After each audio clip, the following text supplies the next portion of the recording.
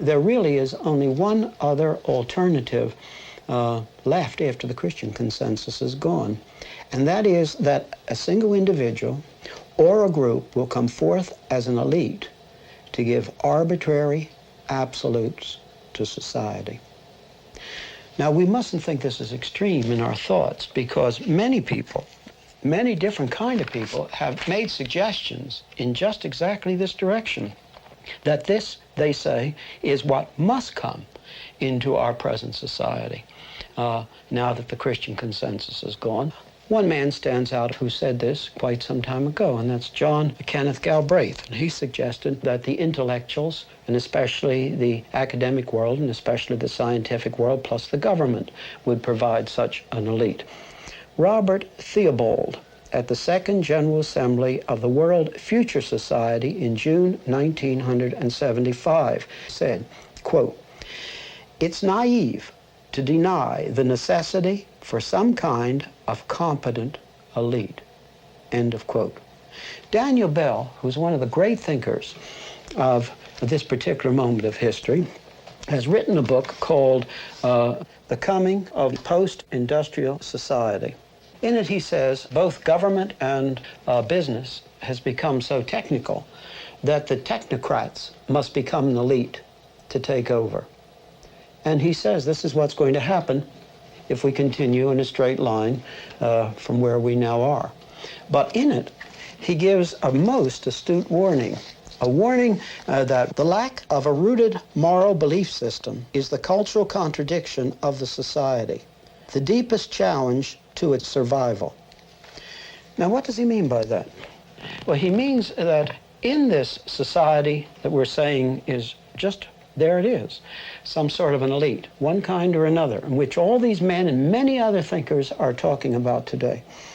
What he's saying is that how are they going to generate any real absolute? How are they going to generate any real meaning? How are they going to generate any real ethic? In other words, you could sum up what he's saying, and brilliantly saying, as that in such a society, there is no absolute ethic to accompany the absolute power. Now, that's exactly what stands ahead of us in this matter of an arbitrary elite taking over and giving arbitrary absolutes to the community. Humanism has found no way to deal with the problem of morals and ethics and values. And Rousseau's romantic utopian theories led to the violence of the French Revolution and to the guillotine. Now, when we begin to talk about an authoritarian elite, please do not think of the model of Hitler and Stalin. That would miss the mark completely. What we're facing is something much, much more subtle, something of which Hitler and Stalin would not provide the model at all. Rather, it's in all probability going to be a manipulative authoritarian elite. A manipulative authoritarian elite. In episode 6, if you can remember back to episode 6 at the end of that on science, we showed many of the suggested forms of manipulation that have been suggested by various people, and some of which are already in practice. We spoke of the press reports of Dr. Kessler's suggestion of chemical agents to rid man of aggression. Dr. Cranty's suggestion of using birth controls in the world's drinking supply. Dr. Clark's suggestion that all political leaders should take anti-aggression pills. Dr. Lee's suggestion that all public officials should take annual psychological tests. And, of course, Skinner's use of reinforcers to modify man's behavior. But there was one that we didn't touch on at that time that really is going to be increasingly important in the days ahead, and that's the problem of genetic engineering. Francis Crick, who with James Watson discovered the DNA code, has spoken out very strongly in favor of full genetic engineering. Quote, "Some group of people should decide that some people should have more children and some should have fewer. You have to decide who is to be born," end of quote.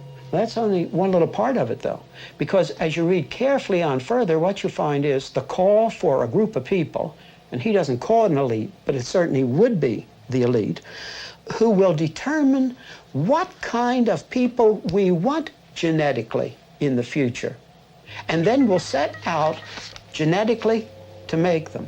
Now, many of the technical breakthroughs have been made. Now, when people believed, indeed, that man was made in God's image, there was a real basis for humanness. I'm saying humanness, for people being human. But once this is removed, as it has been now so largely removed with the loss of the Christian consensus, there is no reason, once we see people merely as a machine, as not qualitatively different from non-people, non-man, there's no reason why we should not tinker with them. As a matter of fact, Francis Crick in this article uses that word tinker. There's no reason why we shouldn't tinker with them genetically, and there's no reason we shouldn't manipulate them, and there is no reason why we shouldn't control them. And of course, we must think of manipulatory possibilities of television. It has its own tremendous possibilities. Violence broke out again last night, as some young people were prevented from meeting peaceably in the downtown area by noticeably nervous, if not to say trigger-happy police.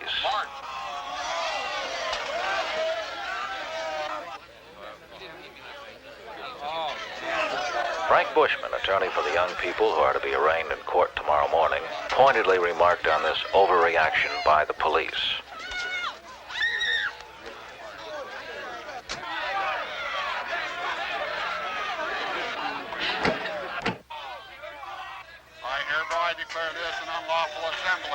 Late last night, disorder broke out among a small, unruly mob as our guardians of the peace quietly and efficiently, in spite of extreme provocation, restored order.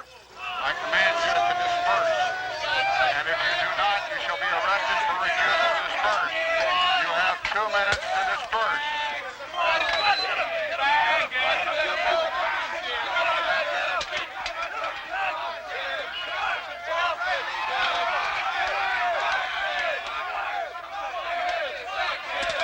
It is important that our courts make an example of these hoodlums and hand out the kind of sentences they so richly deserve. We staged this scene. We filmed it to show that television can tell any story that it wants to tell. In both versions, the action was the same, and the actors did exactly the same things. However, the camera was placed differently. The editor edited differently, and the announcer told a different story. We would be naive not to realize that what we're seeing is an edited symbol.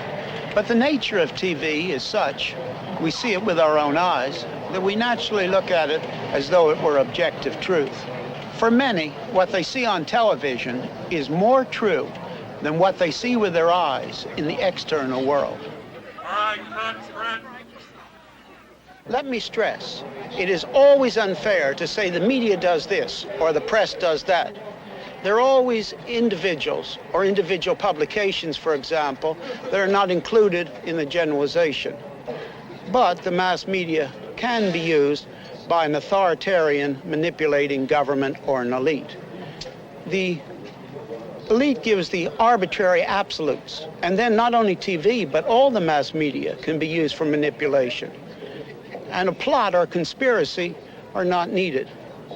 All that is needed is that the people in the places of influence and those who decide what is the news have in common the modern results of humanism, the modern worldview, which we have considered at length in this series. When the perspective, the worldview of the elite, coincides with some of the influential news carriers, it does not have to be all, then either consciously or unconsciously, the media becomes an instrument for manipulation. Now, what will all these available manipulatory techniques mean in our own countries? I'm not thinking of communist countries now, countries that have gone totally totalitarian, but in our own countries. There will be people who will feel uncomfortable with the increased control and increased manipulation. But there's a dilemma here. It's a very profound one. And the dilemma is that many of the people who speak out for civil liberties are also totally committed to the fact that the government has the responsibility to solve every problem. And there's a natural tension, a torque in these two things as they think both things. Now, as the pressures increase, and they just overwhelmingly increase as time goes on, at a certain point, where is the line going to be drawn? Certainly, if they have only the values, the basic values of personal peace and affluency, at a certain point, their disquiet will be totally submerged. The Christian consensus gave us such tremendous freedoms. Of course, as we've said many times, the basic Christian message is that an individual can be right with God only upon the basis of the work of Christ alone. That's all he needs. And the humanist element is gone out of that. But it carried with it, of course, many, many secondary things. And one secondary thing was this tremendous range of freedom that we've been talking about. Freedom that didn't lead to chaos. But now listen, don't you see that if you can have these titanic freedoms not leading to chaos because of the Christian consensus providing a form, if you remove that Christian consensus as a form, then the very freedoms which have been such a glory and a wonder that we have had from the Christian consensus, these very freedoms then become the hammer blows to destroy everything and to lead completely to chaos. In other words, the good thing becomes the poor thing once the consensus, the form, is removed. Now that's exactly what has occurred. Now, coming and thinking of the United States, we could think of other countries in the Western world, but I'll choose the United States. From what source might the authoritarian manipulating government come? Most people immediately, of course, think of the administrative side, a president with too much power, but the administrative side isn't the only place to keep your eyes on. Now, it's true that it's harder to think practically of the congressional side bringing forth such an authoritative government, but it's not unthinkable. A public official serving on the very highest level in the United States at one point said a very wise thing. What he said was, and I'm quoting, "Legislative dictatorship is no better than executive tyranny." And he's absolutely right. It isn't a question of from what side of the government the authoritarian manipulative government comes. The problem is it's coming. The fact that the danger is there. And now we come to what I would say is the chief point. With variable sociological law, the courts generating law must not be ruled out as the source of the place from where authoritative manipulating government would come from. Someone has used the term of the imperial judiciary. It's a very good term in our modern setting. And don't forget that as we talk of the rise of authoritarian government, that the words right and left really lose their meaning in a certain way. I'm not saying that they don't have a meaning, but you must see something deeper than this. And that is the right and the left are really only two roads leading to the same end. The problem is not choosing between one or the other. The problem rests at a more crucial point, and that is the elite, the authoritarianism as such, filling the vacuum which has been left by the loss of the Christian consensus, filling the vacuum and forcing a form on society so that it will not go into chaos. This is the real problem. And with most people, the young and the old, committed to apathy, and most of the populations of the various countries being committed to the values of personal peace and affluency, do you think they will stand up at great cost against such a trend, as long as they are promised the affluency and the personal peace? Will they not rather give their position up, give up even their liberties, step by step, one after another, as long as they have the illusion, even the illusion, of personal peace and affluency? The weak humanistic ideals have not been able to provide a base which is needed. Let us remember what humanism is. It's man demanding to begin autonomously from himself and turning away completely from anything God might have to say. And this kind of humanism, this humanism, was not able to provide in the past and the present, nor will it in the future, a support strong enough for society that will still give us freedoms. It's not able to. Do you remember in the first episode, the little Roman bridge? And as I stood there on that Roman bridge, I pointed out that these little humpbacked Roman bridges over many of the rivers of Europe have stood safely for 2 millennia as horses, mules, cows, wagons, people went over them. But if you drove a modern truck over them, the bridge would break. Now that's exactly where the humanist ideals take us. As long as the pressures are not there, it may seem to be really saying something and saying something rather nice. But as the pressures increase, that's a very different situation. And don't forget the pressures are increasing. I can name just a certain number of them. You might think of more.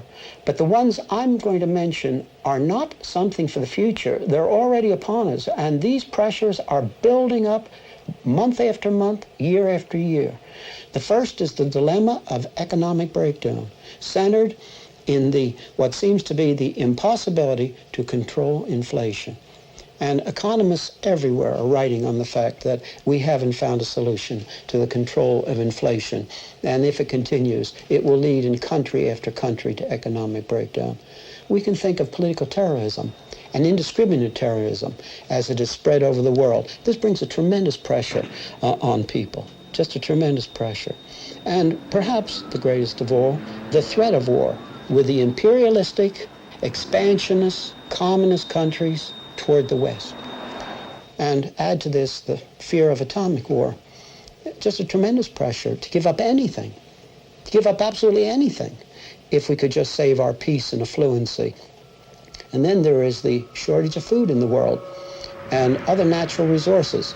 And this brings with it the fact that there almost certainly is going to be a redistribution of wealth in the world and a redistribution of power. And this is a tremendous pressure. And any of these pressures, as they're growing, and as they will certainly continue to grow, people with merely the values of personal peace and affluency would give up anything in the light of these pressures. Especially if in the days of our own day, as in the days of Augustus back in the Roman Empire, the things were brought in, the changes were brought in while seeming to keep the outward forms of constitutionality. With the growth of these pressures, modern man with his apathy and with his desire for personal peace will crush, just like that little Roman bridge would crush under the weight of a 10-ton truck.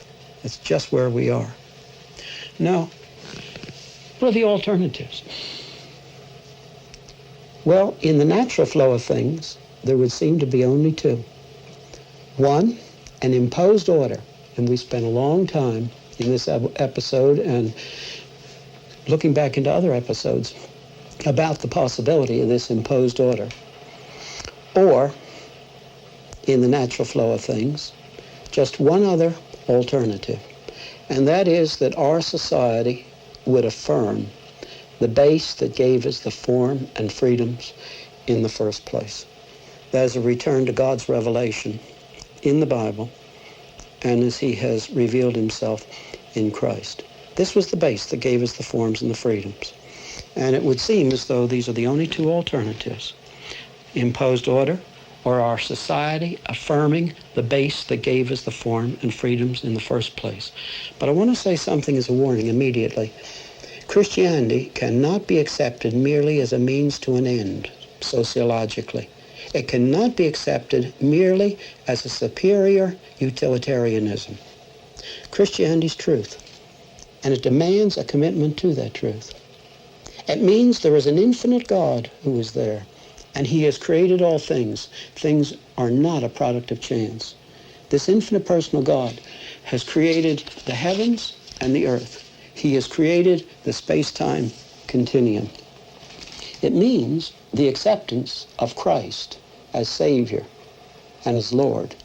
And when we accept him as Lord, it means that we come to live under the absolutes, the moral absolutes, which the Bible gives, even if it sets us apart, as it did the early Christians, from the surrounding culture. In this place, there are morals, there are values, there is meaning, and very specifically, there's meaning for man in this place. But we must understand that what is involved here is truth, not a truth which is a leap into an area of non-reason, but a truth that gives us a unity of all of knowledge and all of life. And then this alternative means that the people who have this base influence the surrounding consensus, regardless of the cost. Just as the early church in the days of the Roman Empire, they spoke out regardless of the cost. It means we have a responsibility before God, once we have this base, to influence society across its whole spectrum and the whole spectrum of life. And happily, and this is important to think about, Christians do not need to be in the majority in order to influence the consensus. There was a Jew who was a Christian who wrote a book to the Romans in about the year 60. He had previously talked to the thinking people in Greece near the Acropolis at Mars Hill. And what did he say to the people of his generation, the thinking people? He said, your worldview does not explain the existence of the universe or its form, and it does not explain the uniqueness of man. Your thought form does not explain those things. And yet, you refuse, you suppress that which does give an answer to both the existence of the universe and its form and the uniqueness of man. Let me quote from the letter which he wrote. The retribution of God is revealed from heaven against all ungodliness and unrighteousness of men who suppress the truth in unrighteousness. Because that which is known is evident within them. And here he's talking about the unique mannishness of man. Man is different from non-man. Because that which is known of God is evident within them. For God made it plain to them. For the invisible things of him since the creation of the world are clearly seen, being perceived by the things that are made. And here he's talking about the universe and its form. For the invisible things of him since the creation of the world are clearly seen, being perceived by the things that are made, even his eternal power and divinity, so that they are without excuse. He says that the universe and its form and the uniqueness of man speak without conflict, giving the same message that the Bible gives in greater detail. And we must say to the humanist man of our own day the same thing as he said to the thinkers of his day. Humanist man, demanding to begin autonomously from himself, has no answer for the existence of the universe and its form, or for the uniqueness of man, and yet they reject the answer that really gives an answer. That this God exists, and he's not been silent, but has spoken in the Bible and through Christ, has indeed as a central message that people may approach freely to God on the basis of the work of Christ. But it carries many other things with it. And for this series of studies to which we are now coming to a close, the most important thing is to remember those titanic freedoms which it has given to us, without these freedoms leading to chaos. And this is our hope for the future. It is either this or an imposed order. People act upon the basis of what they think. The problem is not outward things. The problem is having the right worldview and acting upon it. The worldview that gives men and women the truth of what is.